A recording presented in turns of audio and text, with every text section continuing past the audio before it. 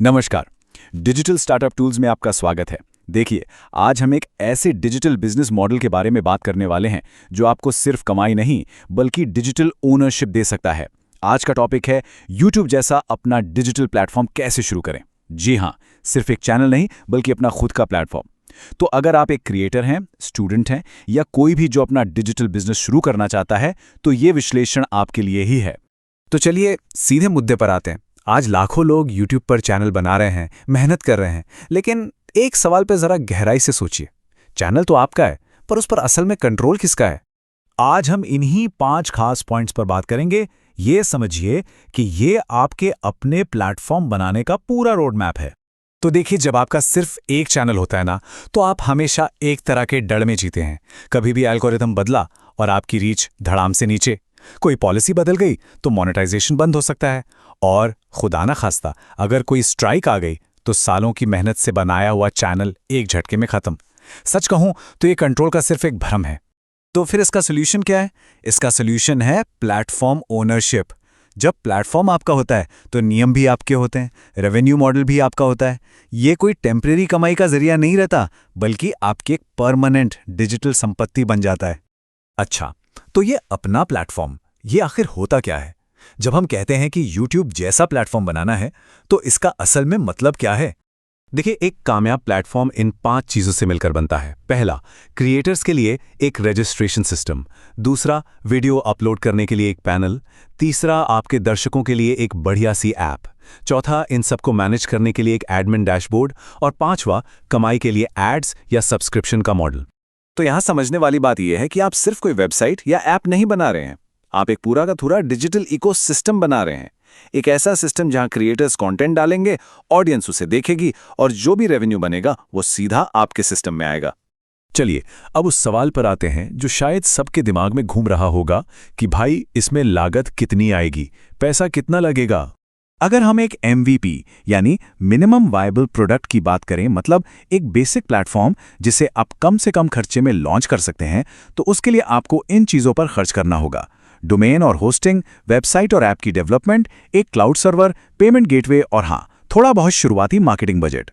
India में अगर हम एक बेसिक सेटअप की बात करें तो इसकी शुरुआत आप लगभग 1.5 लाख से 3 लाख रुपए के बीच में कर सकते हैं। ये वो शुरुआती लागत है जो आपके डिजिटल एसेट को खड़ा करने में लगेगी। और ये बात समझना बहुत बहुत ज़रूरी है। इसे एक खर्च की तरह मत देखिए, ये एक इन्वेस्टमेंट है, एक लॉन्ग टर्म डिजिटल एसेट बनाने के लिए किया गया निवेश।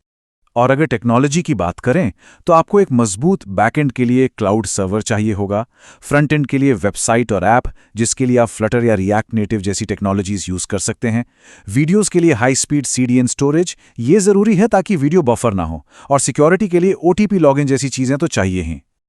लेकिन हाँ, एक बात हमेशा याद रखिएगा, इस काम के लिए कोई सस्ता डेवलपर नहीं बल्कि एक स्मार्ट डेवलपर चुनिए, क्योंकि आपकी टेक्नोलॉजी की नींव जितनी मजबूत होगी, आपका प्लेटफॉर्म भविष्य में उतना ही आगे जाएगा। चलिए, अब असली खेल पर आते हैं। प्लेटफॉर्म तो बन गया, लेकिन इससे कमाई कैसे होगी? तो आइए अब जरा कमाई के मॉडल्स को समझते हैं। आपके पास कमाई के कई रास्ते खुल जाते हैं, जैसे कि आप विज्ञापन से रेवेन्यू कमा सकते हैं, सब्सक्रिप्शन मॉडल रख सकते हैं, क्रिएटर्स से एक छोटा कमीशन ले सकते हैं, ब्रांड प्रमोशन कर सकते हैं या फिर स्पॉन्सर्ड कंटेंट चला सकते हैं। बल्कि आप चाहें तो इन सब का एक मिला-जुला मॉडल भी बना सकते हैं। यहाँ पर एक स्मार्ट स्ट्रैटेजी ये हो सकती है कि अगर आप किसी रीजनल नीश पर फोकस करें, मतलब किसी खास इलाके की भाषा या टॉपिक पर, तो वहाँ आपको कंपटीशन बहुत कम मिलेगा और ग्रोथ काफ़ी तेज़ी से होगी। और अगर आपकी स्ट्रैटेजी सही है ना, तो लगभग 12 से 18 महीनों के अंदर आप एक स्टेबल रेवेन्यू मॉडल बना सकते हैं। हाँ, इसमें थोड़ा धैर्य और सही डायरेक्शन की ज़रूरत तो पड़ती है। अब एक ऐसे हिस्से पर आते हैं जिसे लोग अक्सर हल्के में ले लेते हैं, लेकिन यह बहुत बहुत ज़रूरी है।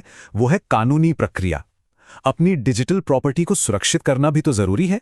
इसके लिए आपको कुछ बेसिक कानूनी चीज़ें पूरी करनी होंगी, जैसे कि बिजनेस रजिस्ट्रेशन, जिसे आप MSME में करवा सकते हैं, GST रजिस्ट्रेशन अगर लागू होता है, एक साफ सुथरी प्राइवेसी पॉलिसी, आपके नियम और शर्तें, और सबसे ज़रूरी एक कॉपीराइट कंप्लायंस सिस्टम। और ये बात बिल्कुल साफ है, एक वीडियो प्लेटफॉर्म में कानूनी गलतियां बहुत महंगी पड़ सकती हैं, खासकर कॉपीराइट के मामलों में, तो इसे बिल्कुल भी नज़रअंदाज मत कीजिएगा। अगर हम भविष्य की बात करें तो इंडिया में डिजिटल कंटेंट का फ्यूचर बहुत ब्राइट है। 2026 तक क्रिएटर इकोनॉमी और भी ज्यादा बढ़ेगी, 2028 तक रीजनल कंटेंट में एक तरह का धमाका देखने को मिलेगा और 2030 आते आते एआई पर आधारित रिकमेंडेशन सिस्टम्स ही सब कुछ चला रहे होंगे। ये ग्रोथ रुकने वाली नहीं है। तो सवाल अब सीधा सा है, इस तेजी से बढ़ती हुई डिजिटल दुनिया में आप सिर्फ एक व्यूअर बनकर रहना चाहते हैं या फिर एक ओनर बनेंगे? ये सब कुछ एक माइंडसेट के बदलाव का खेल है। आपको शॉर्ट टर्म इनकम कमाने की सोच से ऊपर उठकर एक लॉन्ग टर्म डिजिटल एम्पायर बनाने के बारे में सोचना होगा।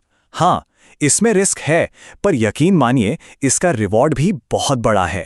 तो आखिर में मैं आपको इसी एक सोच के साथ छोड़े जा रहा हूं कि एक क्रिएटर नहीं, एक ओनर बनने की सोचिए।